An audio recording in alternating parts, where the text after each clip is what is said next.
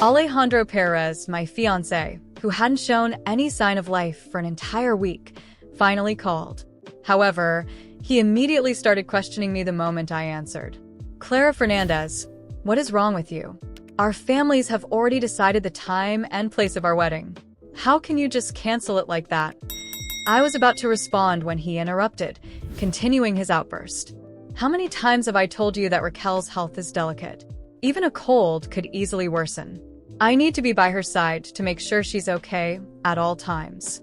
Why are you so easily jealous?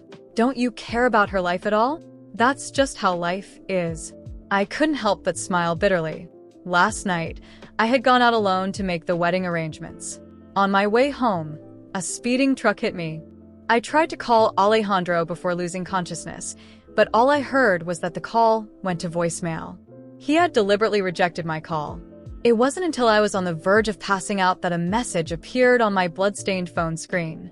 His impatience with me was clear from the choice of words. Get to the point.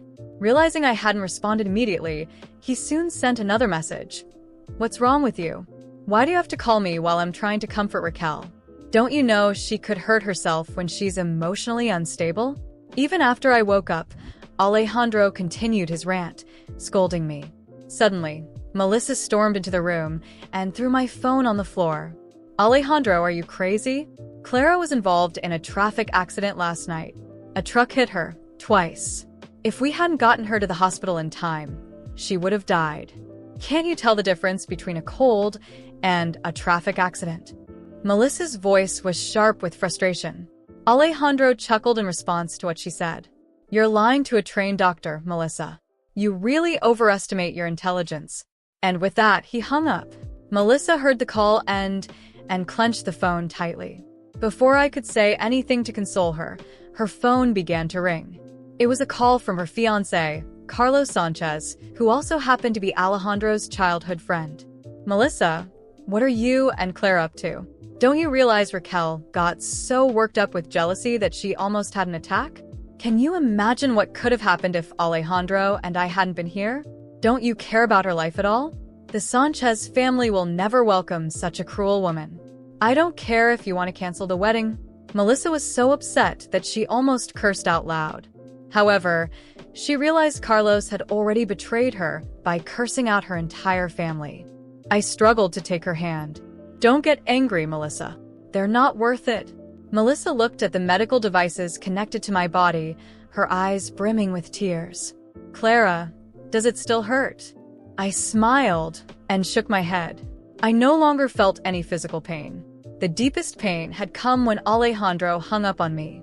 Melissa randomly turned on a TV show to lift the mood. We watched and commented on it together. This guy looks awful. His face is like a monkey's. He must be a comedy actor. This scene feels so fake, like it's scripted. However, we soon stopped laughing. Carlos, a famous celebrity in the entertainment industry, appeared on screen. Melissa's expression darkened. She cursed her bad luck and wanted to change the channel, but Carlos's voice stopped her. It was one of those melodramatic moments typical of variety shows. Carlos gazed passionately at the camera and said, "What I regret the most is never confessing my feelings to the girl I liked years ago." People around him started asking questions. Melissa clenched her fist tightly. I patted her arm to calm her, though I felt sorry for her deep inside. Although Carlos and Melissa were engaged, they had never gone public with their relationship. Carlos had claimed that revealing their engagement would hurt his popularity and disrupt his career, even though working in the entertainment industry was just a hobby for him given his family's wealth. Whenever Melissa spoke up too much, Carlos would lash out and criticize her for not being understanding or supportive of his work. He never acknowledged how tirelessly Melissa worked to squash negative rumors about him, nor how she helped promote his new dramas whenever they aired. Melissa once said she knew it was his dream to succeed in the industry, which was why she did everything she could to help him reach the top. Yet, to Carlos, everything she did came from jealousy. Carlos had always wanted to be a star and believed that the only people who truly understood him were Alejandro and their mutual childhood friend, Raquel Suri. Melissa forced a smile as she noticed my worried expression.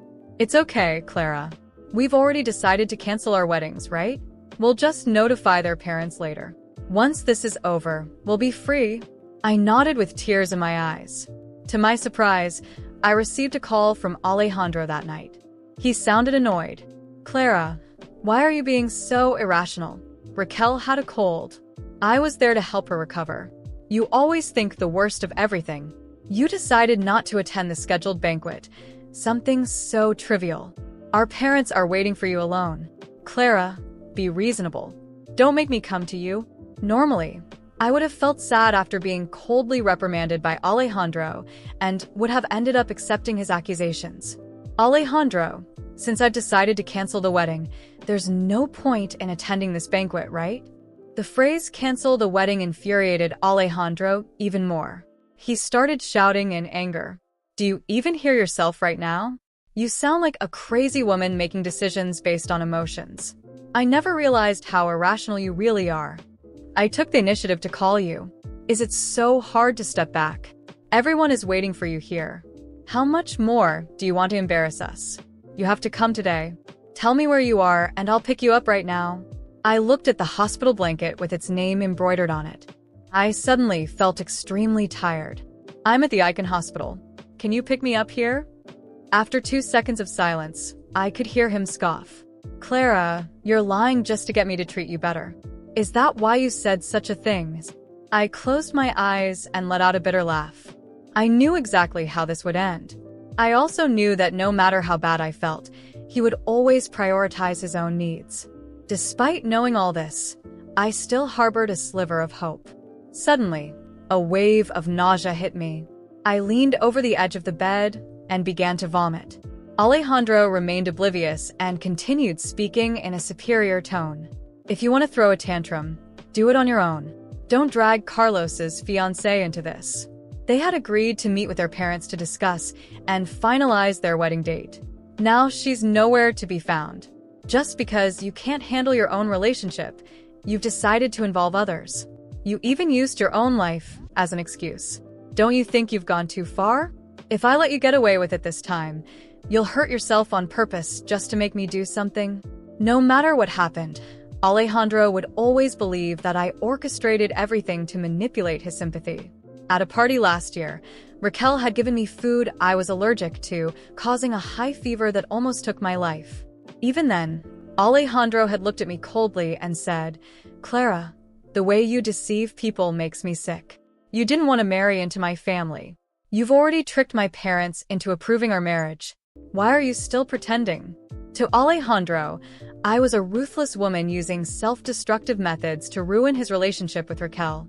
In the past, I had desperately tried to explain myself every time he said something like that. But now I was so tired that I didn't even bother defending myself.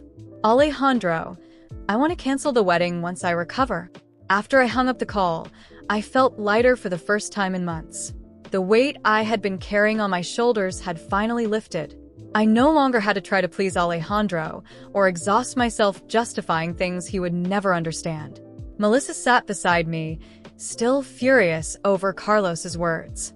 We both knew those men would never change. And although we had decided to cancel our weddings, the cycle of lies and manipulation was far from over. A few days later, still recovering in the hospital, I received an unexpected call. It was Alejandro's mother, Mrs. Lourdes. Her tone was sweet but firm. "Clara, dear, I heard you're going through a tough time with Alejandro. That's normal in an engagement, but you must understand that sacrifices are inevitable. He has many responsibilities with Raquel, and you need to be understanding. I hope you'll reconsider canceling the ceremony." I listened in silence, trying to stay calm. She didn't ask how I was or if I needed anything. All she wanted was for me to reconsider the wedding. "Mrs. Lourdes, I appreciate your concern, but I've made my decision. I can't marry someone who abandons me every time I need him." There was a pause on the other end of the line, followed by a cold laugh. "You know, Clara, Alejandro may be difficult, but he's a good man. And a woman like you should feel grateful to have someone like him. Life won't give you another chance with a man like that." I ended the call, disgusted by the cynicism. They saw nothing beyond appearances and control. The truth was that Alejandro wasn't a good man. He was selfish, spoiled, and I could finally see that clearly. Melissa stayed by my side all day in the hospital, trying to lighten the mood with jokes about how our lives could make a great Mexican soap opera. We both laughed, but there was bitterness in our laughter. No matter how much we tried to hide it, the pain of betrayal was an open wound. A few days later, Alejandro showed up at the hospital unannounced. He entered the room with a cold expression, as if he was there out of obligation. "I came to sort this out once and for all, Clara. Tell me what you want to end this nonsense. Do you want to expose me? Cause a scandal? Because if that's what you're after, it won't work."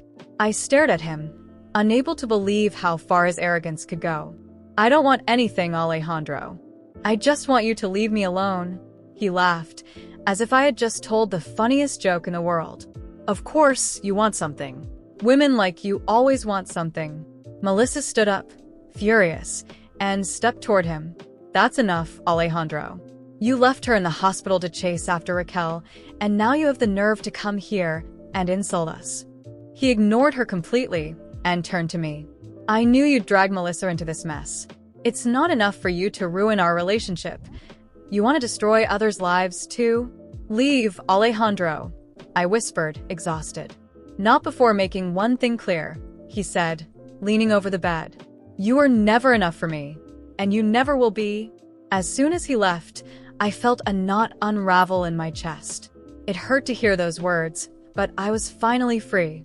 Recovery at the hospital was slow, but little by little, I regained my strength. Melissa was always with me, and together we planned our next step. We didn't just want to leave those abusive relationships, we wanted to make it clear to everyone what we had endured. Shortly after, we found out that Raquel and Alejandro were hosting an engagement party to make their relationship official. Photos began circulating on social media, showing them radiant and happy. Melissa and I exchanged glances, and we knew exactly what to do. We went to the party. We entered unannounced, blending into the crowd. Alejandro and Raquel were the center of attention, surrounded by friends and family. When they saw us, their faces turned pale. "What are you doing here?" Alejandro asked, his voice low but furious. "We just wanted to wish you happiness," Melissa replied with a fake smile. "You both deserve it." Before they could react, we pulled out our phones and started live streaming. Melissa turned to the camera and began speaking in a firm voice. "Hello, everyone. This is the engagement party of Alejandro and Raquel. But before we toast to the happy couple, we'd like to share some things about how we got here." Alejandro tried to interrupt her, but I stepped in, blocking his way. "No, Alejandro. It's our turn to speak now." The crowd around us began murmuring, confused and intrigued. Melissa told everything, how they had manipulated, humiliated, and discarded us. With each word, Alejandro and Raquel sank deeper into their own shame. When we finished, an awkward silence filled the room. Alejandro tried to defend himself, but no one wanted to listen. The live stream was flooded with supportive comments for us and disdain for them. We left the party feeling accomplished, but we knew this was just the beginning. Alejandro and Raquel would try to bounce back, but we were ready for every step they took. We knew this war was far from over, but this time, we would be the ones setting the rules of the game. Melissa and I left the party knowing that the live stream had ignited a spark that wouldn't fade anytime soon. The video went viral within hours. On social media, most of the comments were on our side, while Alejandro, Raquel, and Carlos became targets of heavy criticism. The narrative had shifted, and for the first time, the control was in our hands. The next morning, Alejandro tried to contact me multiple times, sending messages and leaving voicemails. But it wasn't out of remorse. He was desperate because his and Raquel's public image was in shambles. His family's company, which relied heavily on a good reputation, began losing contracts. Investors started pulling out, and customers boycotted their business. Tabloids kept publishing the scandal, turning their engagement party into a national joke. Carlos didn't escape unscathed either. As a public figure, the revelation that he had cheated on and manipulated Melissa caused his career to collapse. TV producers dropped him from new projects, sponsors cut ties, and his agents abandoned him. Once a promising celebrity, Carlos became an example of how the public no longer tolerated abuse and hypocrisy. A few weeks later, I received a formal letter from Alejandro's lawyers. They wanted me to sign a non-disclosure agreement and delete the video in exchange for financial compensation. Melissa and I laughed at the proposal. We didn't want money, we wanted our freedom and, above all, justice. So instead of accepting the agreement, we hired a lawyer and filed a lawsuit for defamation and emotional damages. In court, Alejandro tried to play the victim, claiming it was all just a misunderstood personal vendetta. Raquel cried and portrayed herself as a loyal friend, insisting everything had been twisted by our jealousy. But we had plenty of evidence, messages, recordings, and even witnesses who confirmed how they had manipulated and mistreated us. During the trial, when Alejandro and Raquel realized there was no way out, they turned on each other. Alejandro revealed that Raquel had always had ulterior motives in their friendship, while she exposed Alejandro's lies and infidelities, trying to save herself. Their image crumbled further with every revelation. In the end, we won the case. Alejandro was ordered to pay significant damages for the harm he had caused, and Raquel lost all her credibility. His family's company, unable to recover from the PR crisis, went bankrupt. They lost everything: status, money, and influence. Carlos also faced consequences. Ostracized from the entertainment industry, he tried to rebuild his image with videos on social media, but people never forgot what he had done. His fame turned into infamy, and he became known as a symbol of arrogance and failure. With the court victory, Melissa and I finally felt like we had closed that chapter of suffering. But we didn't stop there. We used the visibility we had gained to launch an organization that helps women escape abusive and manipulative relationships. We transformed our pain into a greater cause, and it gave us a new purpose.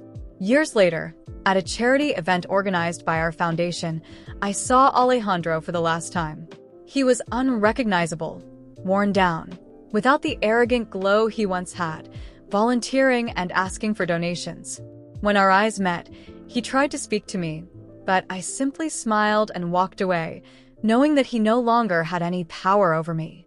Melissa and I had finally found the peace we had long sought.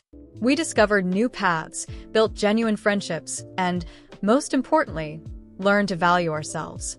What began as a story of betrayal and humiliation ended in personal triumph and an opportunity to change lives. Now we were free, and this time it was us who set the rules of the game.